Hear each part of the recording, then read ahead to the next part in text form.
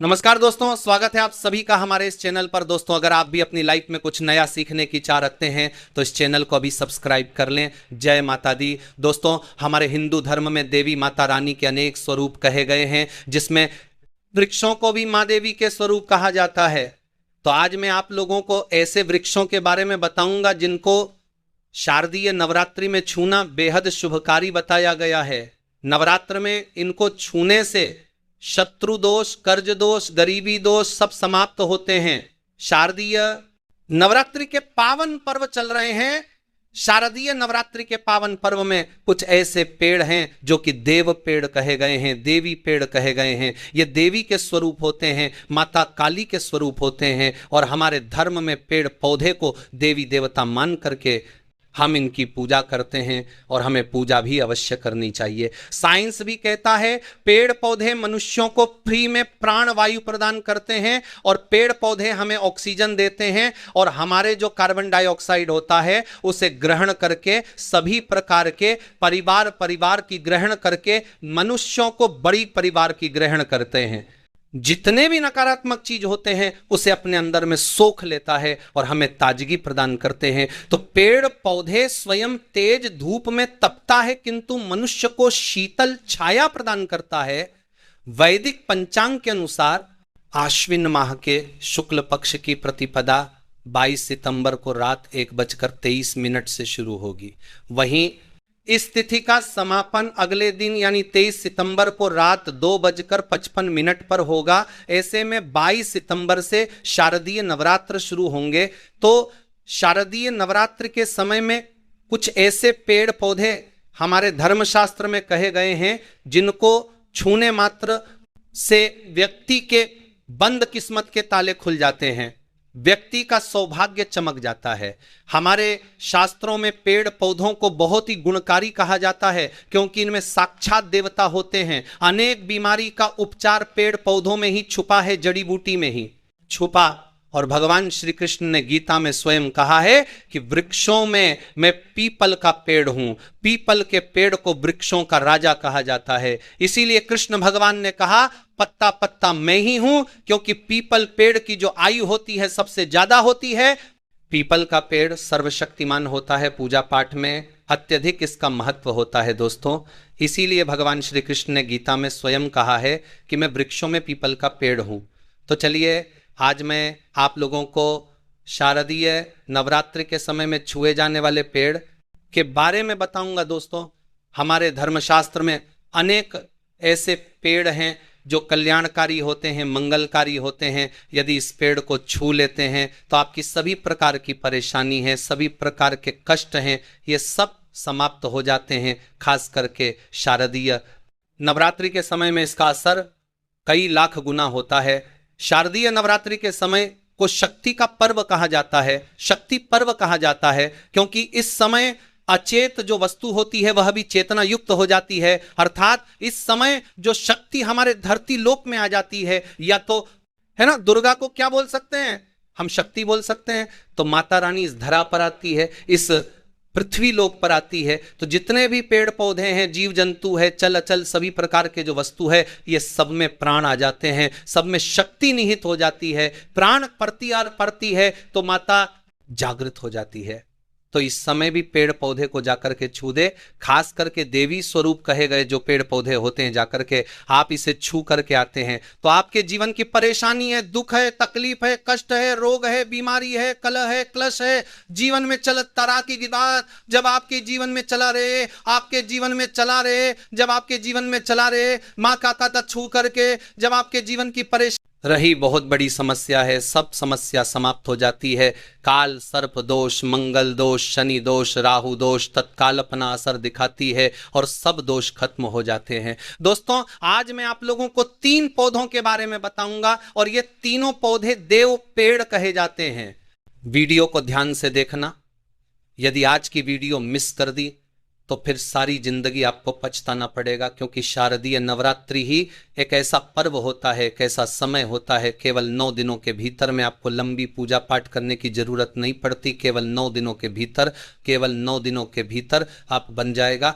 आपको जमा, आपके साम पर्व, आपको जमा परवाद 2 लोग माच कर दिनों के भीतर में ही आप अपनी समस्या को, आप अपनी गरीबी को स्वयं अपनी आंखों से समाप्त होते हुए देख सकते हैं। मैं जिस पेड़ के बता रहा हूं, ये सारे पेड़ आपको अपने घरों के आसपास में बहुत ही आसानी से मिल जाएंगे। दोस्तों, वीडियो में आगे बढ़ने से पहले, जानकारी बताने से पहले, अभी तक कमेंट बॉक्स में जय माता दी नहीं लिखे हैं तो जय माता दी अवश्य लिखना।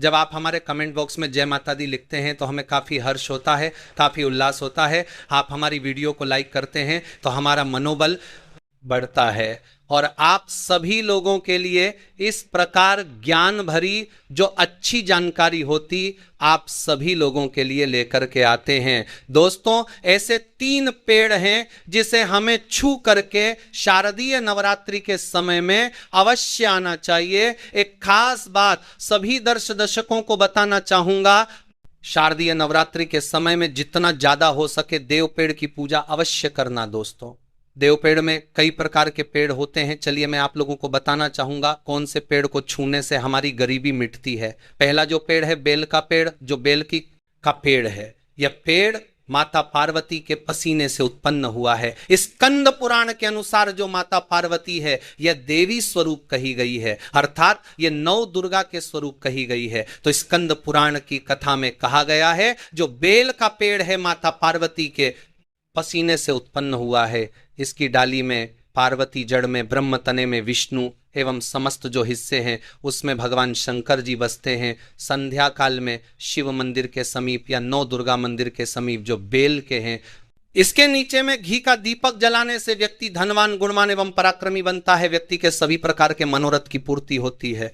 हमारे धर्मशास्त्र यह भी कहते हैं शारदीय नवरात्रि के समय में यदि कोई भी व्यक्ति, जी हां, शारदीय नवरात्रि के समय में यदि कोई भी व्यक्ति बेल के पेड़ को माता नवदुर्गा का ध्यान करते हुए 7 बार छू कर के आ जाते हैं तो ऐसे व्यक्ति की तत्काल, यदि उपवास व्रत रखा है, ध्यान से सुनिए, जो लोग उपवास व्रत रखे हैं ऐसे व्यक्ति की थकान, सुस्ती तत्काल चली जाती है। ध्यान से सुनिए, जो व्यक्ति उपवास रखे हैं, व्रत रखे हैं, ऐसे व्यक्ति को शारदीय नवरात्रि के समय में जितना ज्यादा हो सके संध्या काल में बेल के पेड़ को अवश्य छूना चाहिए। केवल आप ज्यादा नहीं छू सकते तो 7 बार छू करके अवश्य आ जाना और बेल पेड़ के नीचे में घी का दीपक अवश्य जला देना। दोस्तों, घी का दीपक जलाते हैं तो इसके क्या फायदे मिलते हैं यह भी इस वीडियो में बताऊंगा। जब हम उपवास व्रत रखते हैं तो हमारे शरीर में काफी थकान आ जाती है, हमारे शरीर में ऊर्जा की कमी होने लगती है। हालांकि हमें अध्यात्म ऊर्जा प्राप्त होती है किंतु हमारे शरीर में ऊर्जा की कमी होने लगती है। भोजन ना करने के कारण हमारे शरीर में ऊर्जा की कमी होती है और इस ऊर्जा को बरकरार रखने के लिए, इस ऊर्जा को प्राप्त करने के लिए बेल पेड़ को छूना चाहिए। दोस्तों, अनेक संत महात्माओं ने बेल पेड़ के पत्ते को खा करके तपस्या की है एवं कई प्रकार की सिद्धियां हासिल की हैं। धर्मशास्त्र कहते हैं यदि शारदीय नवरात्रि के समय में बेल के पत्ते खाए जाए तो जो व्यक्ति लंबे समय से जो मंत्र के जाप कर रहे हैं, सिद्धि प्राप्त नहीं हो पा रही है, फिर कुछ आप ऐसी सिद्धि को प्राप्त कर सकते हैं जो सिद्धि आपको काफी लंबे समय से प्राप्त बेल के पत्ते खाने से वो सिद्धि शीघ्र प्राप्त होती है। इसके नीचे घी का दीपक जलाने से हमें सिद्धि की प्राप्ति होती है। सिद्धि का मतलब होता कार्य में सफलता। तो जो लंबे समय से आपके कार्य नहीं हो पा रहे हैं उस कार्य में शारदीय नवरात्रि के समय में जितने भी दिन हो सके, आप जो है जब भी आपको समय मिले तो शाम के समय में घी का दीपक अवश्य जला देना। और यदि कोई भी व्यक्ति शारदीय नवरात्रि के समय में, ध्यान से सुनिए, यदि कोई भी व्यक्ति शारदीय नवरात्रि के समय में यदि बेल पेड़ की जड़ में दूध चढ़ाते हैं तो सभी प्रकार के व्याधि दूर होती है। यदि सिंदूर युक्त गंगा जल चढ़ाते हैं तो व्यक्ति की गरीबी मिटती है। यदि तिल चढ़ाते बेल पेड़ के जड़ में तो सौभाग्य की प्राप्ति होती है। और यदि बेल के तीनों पत्तों में, दोस्तों ध्यान से सुनिए, त्रिदेवी कही गई है, जैसे कि महाकाली, महालक्ष्मी, महासरस्वती। तो यदि बेल के जो 3 पत्ते हैं महालक्ष्मी, महाकाली, महासरस्वती के स्वरूप कहे गए हैं, तो बेल के यदि तीनों पत्तों में दूसरे पत्ते में हरिओम को सिंदूर से लिख करके चढ़ाना होता है, सिंदूर से लिख करके चढ़ाया जाए तो तत्काल उसी समय मनोकामना की पूर्ति होती है, कार्य में सफलता है। कोई लंबे समय से आपकी मनोकामना हो, आप चाहते हैं वह मनोकामना पूर्ण हो जाए तो ये उपाय अवश्य करिएगा। दोस्तों इसकी जड़ में ध्यान से सुनिए, शारदीय नवरात्रि के समय में इसकी जड़ में यदि तांबे की कोई भी रिंग होती है, जिससे हम एक प्रकार के तांबे की जो धातु है ये मंगल से जुड़ी हुई होती है, तो यदि शारदीय नवरात्रि के 12 तार के तांबे की कोई भी रिंग होती है, तो यदि शारदीय नवरात्रि के जड़ में जो वादन करते हैं कि समय नवरात्रि के जड़ के समय में इसकी जड़ में तांबे की जो रिंग होती है, अंगूठी होती है, यदि आप 4 अंगुल खंड करके दबा करके आ जाते हैं, शारदीय नवरात्रि भर इस रहने देना है, इसके बाद यदि आप पहन लेते हैं तो वो जागृत हो जाती है,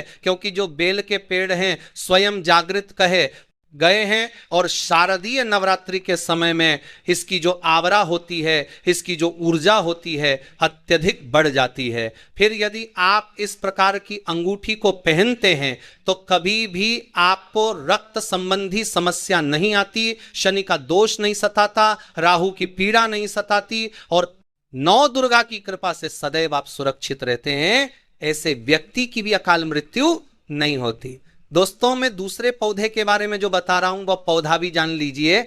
मैं जो दूसरे पौधे के बारे में बता रहा हूं यह शमी का पेड़ है। शमी के पेड़ को जगदम्बा के स्वरूप कहा गया है। जो शमी के पेड़ है यह स्वयं जगदम्बा के स्वरूप है। इस पर स्वयं मां जगदम्बा स्वयं साक्षात विराजमान रहती है। और कोई भी व्यक्ति यदि संध्या काल में शारदीय नवरात्रि के समय में इसके नीचे में धूप दीप जलाता है, धुआं दिखाता है, तो उनकी सभी प्रकार की परेशानी दूर होती है। धर्मशास्त्र यदि कोई भी व्यक्ति शारदीय नवरात्रि के पूरे समय में हो सके, यदि आप एक दिन भी करना चाहते हैं तो आप ये उपाय एक दिन भी कर सकते हैं, पंचमी या सप्तमी के दिन कर सकते हैं, तो हमारे धर्मशास्त्र में कहा गया है। यदि शारदीय नवरात्रि के समय में लाल चूड़ी यदि कोई भी व्यक्ति मनोकामना बोलते हुए शमी के पेड़ में बांधे तो वह मनोकामना की पूर्ति होती है। लाल चूड़ी यदि कोई भी महिला जाकर के बांधती है तो उन्हें सौभाग्य की प्राप्ति होती है, उनके पति की भी अकाल मृत्यु नहीं होती। इसकी जड़ में सिंदूर डालने से व्यक्ति को आरोग्य की प्राप्ति होती है। जो लोग लंबे समय से बीमार पड़े हैं, ऐसे व्यक्ति के जो घर में रहने वाले सदस्य हैं, तो वह लोग जो बीमार पड़े हैं उनके शरीर से 7 बार सिंदूर को उतारा करके शमी की जड़ में डाल सकते हैं, तो उनके रोग शीघ्र ठीक हो जाएंगे। जो लोग लंबे समय से बीमार पड़े हैं या फिर आप बीमारी से बचना चाहते हैं, निरोग रहना चाहते हैं, तो इसकी जड़ में सिंदूर अवश्य डाल देना। मनोकामना पूर्ति करने के लिए मैं एक मंत्र बता रहा हूं। इस मंत्र को बोलते शमी के पेड़ को छूना है। इस मंत्र को बोलते हुए शमी के पेड़ को छूना है। आप तत्काल शारदीय नवरात्रि के समय में इसका रिजल्ट देखना। जैसे ही शारदीय नवरात्रि समाप्त होगा आपकी जो मनोकामना है उसकी पूर्ति हो जाएगी, लेकिन आपकी जो दरिद्रता है वह दरिद्रता समाप्त हो जाएगी। तो मंत्र कौन सा है? तो आपको बोलना है मम मनोरथ है पूरे मम दरिद्र नाश। ये मंत्र आपको बोलना है। ये मंत्र बोलते शमी के पेड़ को छूना है, सभी प्रकार के की पूर्ति होगी। आपकी जो दरिद्रता है दरिद्रता समाप्त हो जाएगी, छूमंतर हो जाएगी। ये आपको छूते हुए बोलना है। आप चाहते हो तो शारदीय नवरात्रि के समय में मौली धागे भी शामी के पेड़ पर बांध सकते हो। अधिकतर लोग मौली धागे बांधते हैं। मौली धागे बांधने से माता रानी आपसे बंध जाती है। दोस्तों कहने का मतलब है कि माता रानी आजीवन आपका साथ देती है, आपके हर कदम में मार्गदर्शन करती है। इसकी जड़ की मिट्टी ला करके ध्यान से सुनिए। शारदीय नवरात्रि के समय में यदि आप जो हैं 9 दुर्गा के उपवास नहीं कर पा रहे हैं, व्रत नहीं कर पा रहे हैं किसी कारणवश, तो केवल इसकी जड़ की मिट्टी ला करके शारदीय नवरात्रि के समय में स्नान करने से व्यक्ति का भाग्य उदय हो जाता है, व्यक्ति का भाग्य चमक जाता है, व्यक्ति की जो फूटी किस्मत होती है वह भी चमक जाती है। आप में से अधिकतर लोग बोलते हैं ना कि हमसे लक्ष्मी नाराज हो चुकी है, लक्ष्मी हमारे घर में आना ही बंद कर चुकी है।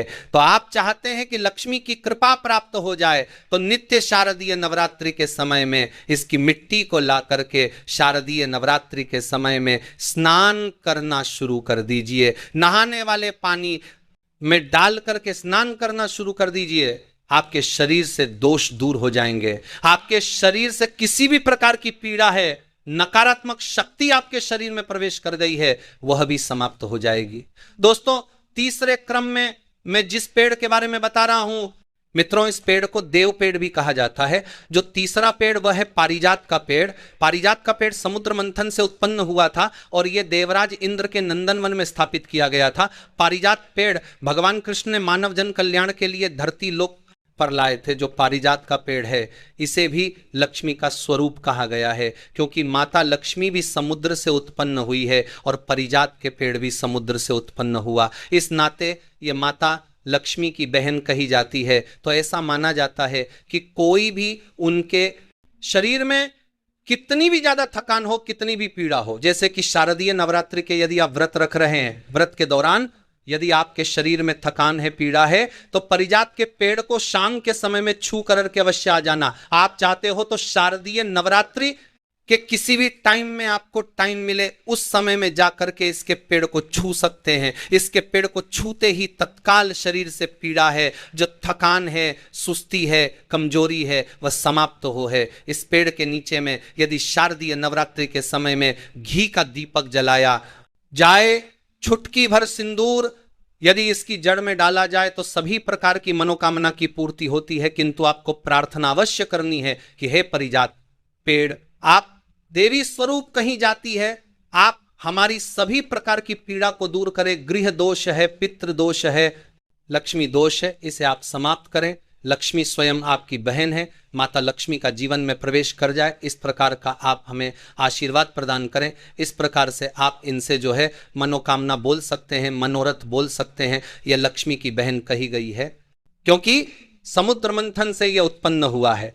तो यदि आप भी जल्द धन बनना चाहते हैं, आपके जीवन में कोई कामना है, कोई कामना अधूरी रह गई है, तो हमने 3 पेड़ के बारे में बताया है। इन 3 पेड़ को शारदीय नवरात्रि के समय में छूना शुरू कर सकते हैं। और यदि कोई व्यक्ति ये तीनों पेड़ को छू लेते हैं, ध्यान से सुनिए, यदि तीनों पेड़ को छू लेते हैं तो ऐसे व्यक्ति के कार्य सफल होने से, ऐसे व्यक्ति की मनोकामना पूर्ण होने से दुनिया की कोई भी शक्ति नहीं रोक पाएंगे मनोकामना पूर्ति करने के लिए, कार्य में प्रगति प्राप्त करने के लिए, अपनी किस्मत को चमकाने के लिए, सोए हुए भाग्य को जागृत करने के लिए शारदीय नवरात्रि में यह उपाय अवश्य करिएगा दोस्तों। यह उपाय सोने पर सुहागा होगा, यह आपकी जिंदगी संवार देंगे। आपकी जिंदगी में चल रही परेशानी को दूर करके यह पान में कारपत्ता नहीं जो करके नबी बाथा के नबी बाथा के नबी बाथा के नबी बाथा के नबी बाथा के नबी बाथा के नबी देंगे।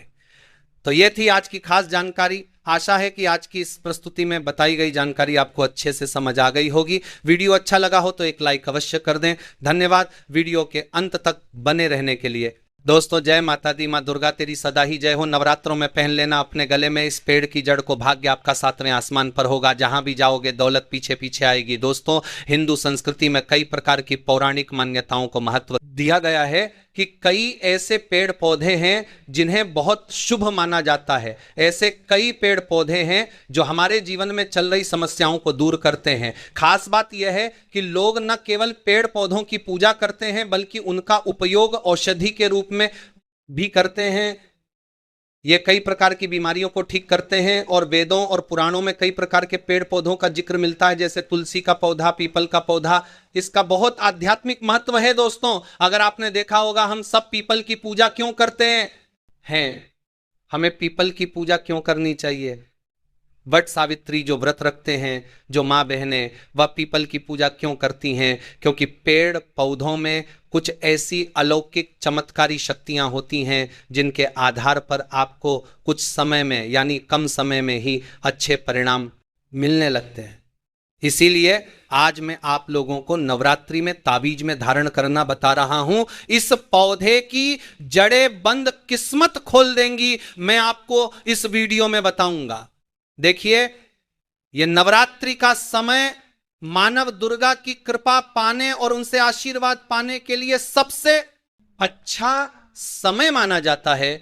जो व्यक्ति रद्द प्राप्त करना चाहता है, सिद्धि प्राप्त करना चाहता है, शुभ और लाभ प्राप्त करना चाहता है, धन की कामना करता है, धन से समृद्ध होना चाहता है, अच्छा स्वास्थ्य प्राप्त करना चाहता है, अगर आप चाहते हैं कि आपके जीवन से दुर्भाग्य दूर हो जाए, यश मिले, शांति मिले, सम्मान मिले, तो आप बिल्कुल सही वीडियो पर आए हैं। आपको कहीं जाने की जरूरत नहीं है। आज मैं आपको नवरात्रि में धारण करने वाली 5 जड़ों के बारे में बताऊंगा।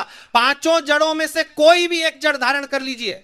आपको वह सारे लाभ मिलेंगे जो मैंने इस वीडियो में बताए हैं। पेड़ पौधों में बहुत सारी चमत्कारी शक्तियां होती हैं।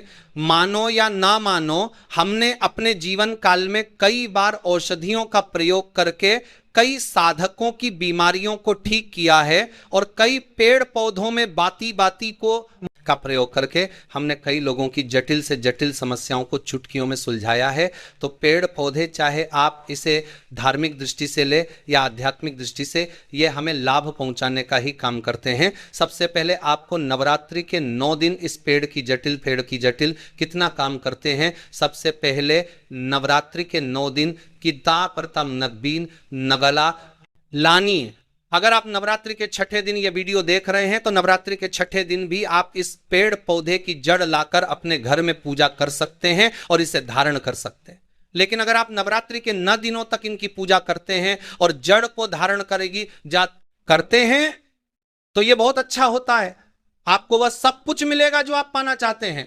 दोस्तों, महंगे रत्न पहनने की बजाय अगर आप इन पेड़ पौधों की जड़ पहनते हैं तो आपको बेहतर परिणाम मिलेंगे।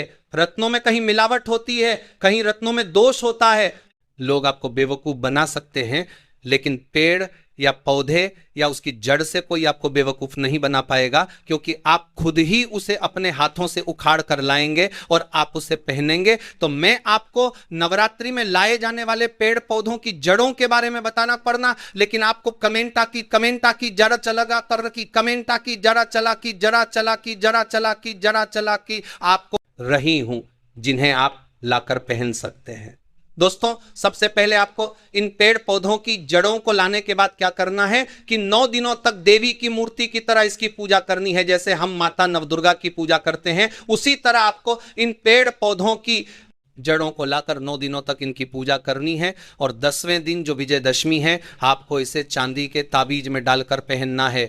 अगर आप चांदी का ताबीज खरीदने में सक्षम नहीं हैं तो आप इसे बिना चांदी के ताबीज के भी पहन सकते हैं। आप इसे तांबे के ताबीज में, आप इसे आप माँ के ताबीज में, आप माँ के परवन तक कर दे, आप इसे माँ तक लेकिन के परवन तक माँ के परवन डालकर पहन सकते हैं। तो आइए इस वीडियो में जानते हैं कि हमें नवरात्रि में कौन सी चीज लाकर पहननी चाहिए, कौन सी जड़ पहननी चाहिए। वीडियो में आगे बढ़ने से पहले मैं सभी दर्शकों से निवेदन करना चाहूंगा कि अगर आपको वीडियो में दी गई जानकारी पसंद आई हो तो वीडियो को लाइक करें और चैनल को सब्सक्राइब करें। और हाँ दोस्तों, कमेंट बॉक्स में अपनी राशि जरूर डालें। अगर हमारे पास कोई उपाय होगा तो हम आपके कमेंट का रिप्लाई करके आपको बताएंगे। दोस्तों, आइए जानते हैं। सर्वप्रथम तो आपको चमेली की जड़ लाना चाहिए। चमेली की जड़ के बेनिफिट बताना चाहूंगा, फायदे बताना चाहूंगा। चमेली की जड़ में दिव्य शक्तियां समाहित होती हैं। आपने देखा होगा कि चमेली का तेल हनुमान जी महाराज को समर्पित होता है। इसमें मान जी महाराज की दिव्य शक्तियां समाहित होती हैं। जो लोग माता रे करती की दिव्य शक्तियां बादना जा रहा है समाहित होती हैं। जो लोग माता रे का लक्ष्मी की कृपा प्राप्त करना चाहते हैं, लक्ष्मी सिद्धि प्राप्त करना चाहते हैं, जो लोग सिद्धि प्राप्त करना चाहते हैं, मंत्र सिद्ध करना चाहते हैं, जो लोग निरोगी रहना चाहते हैं, ऐसे व्यक्तियों को चमेली की जड़ अवश्य लानी चाहिए। चमेली की जड़ को नवरात्रि से पहले लाना चाहिए या फिर आप इसे नवरात्रि के दौरान भी ला सकते हैं, और आपको इसकी 9 दिनों तक पूजा करनी है। अगर आप 9 दिनों तक ऐसा नहीं कर पाते हैं तो आप कम से कम 1 दिन इसकी पूजा कर सकते हैं। इसकी पूजा करने के बाद इसे चांदी ताबीज में धारण करना होता है। इसे आपको दशहरे के दिन चांदी के ताबीज में धारण करना होता है। इससे दिव्य शक्ति मिलती है, अलौकिक शक्ति मिलती है, हनुमान जी महाराज की कृपा बरसती है, आप हमेशा निरोगी रहते हैं। दूसरे नंबर पर आता है लटजीरा नाम का पौधा। हमारी वीडियो में देख लीजिए, इस प्रकार का होता है लटजीरा पौधा। कई जगह इसे चिड़चिड़ा के नाम से जानते हैं, कई लोग इसे अपामार्ग बोलते हैं। अब इसे अपामार्ग क्यों बोलते हैं? क्योंकि इसके जो बीज होते हैं उल्टी तरफ होते हैं, ये सीधे नहीं रहते। आप में से अधिकतर जितने भी लोग हैं बीज देखे होंगे फल के, वो सीधे तरफ होते हैं, लेकिन ये उल्टे होते हैं। अपामार्ग का सबसे ज्यादा इस्तेमाल संत पर, संत पर, संत पर, संत पर, संत पर, संत पर, संत पर, संत पर, संत पर, संत पर, संत पर, संत पर, संत पर, संत पर, संत पर, संत पर, संत पर महात्मा करते हैं मित्रों। अपामार्ग के बीज की खीर बनाकर खाने से 30 दिन तक पेशाब पानी बिल्कुल नहीं आता, यहां तक कि शौच क्रिया भी बंद हो जाती है। तो हमने देखा है कि ज्यादातर संत महात्मा जो साधना करते हैं और हिमालय में रहते हैं, ऐसे लोग अपामार्ग के बीजों की खीर बनाकर खाते हैं, लंबे समय फिर साधना करते हैं। इन्हें खाने के बाद भूख है, प्यास है, या फिर एक प्रकार की शौच क्रिया नहीं सताती, तो इसे कब पहनना चाहिए, कैसे धारण करना चाहिए? तो नवरात्रि के दौरान आपको इसे 10वें दिन धारण करना है। इसे आर करने के बाद यह शत्रु का नाश करता है। और एक खास बात यह है कि जो लोग वशीकरण सिद्ध करना चाहते हैं, उनको देखकर सभी लोग सम्मोहित हो जाते हैं और उनके चेहरे से नजर नहीं हटाते हैं। उनकी माने तो ऐसे व्यक्ति जो चिड़चिड़ा मार्ग है, उन्हें इसकी जड़ जरूर धारण करनी चाहिए। इसकी जड़ धारण करने के बाद आध्यात्मिक उन्नति होती है, बंद किस्मत के ताले खुल जाते हैं। दोस्तों, आप जहां भी जाएंगे लोग आपको देखकर आकर्षित होंगे और आप पर वशीभूत हो जाएंगे। तो आपको इसे जरूर धारण करना चाहिए। इसे धारण करने के बाद जरूर धारण करने चाहिए। जड़ जरूर धारण करने के बाद अगर नवग्रहों के कारण पीड़ा हो रही है, नवग्रहों में से कोई भी ग्रह आपको गलत फल दे रहा है, तो वह गलत फल देना बंद कर देता है और स्थिर हो जाता है। दोस्तों, तीसरे क्रम में बरगद के पेड़ की जड़ें आती हैं। अब पिछले वीडियो में मैंने बरगद के पेड़ की जड़ों के बारे में एक वीडियो बनाया है। यह बंद किस्मत के ताले खोलती है। बरगद के पेड़ की जटाएं आध्यात्मिक दृष्टि से बहुत पवित्र होती हैं और हमारे हिंदू धर्म में बरगद के पेड़ को देव वृक्ष माना जाता है। इसे देव वृक्ष क्यों कहा जाता है? क्योंकि आपने देखा होगा कि वट सावित्री के दिन इसकी पूजा की जाती है। बरगद के पेड़ को देव वृक्ष कहा जाता है। इसमें सभी देवी देवताओं की शक्तियां समाहित होती हैं। बरगद के पेड़ में पूर्वजों का भी वास होता है। बरगद के पेड़ को भगवान शंकर का रूप कहा जाता है।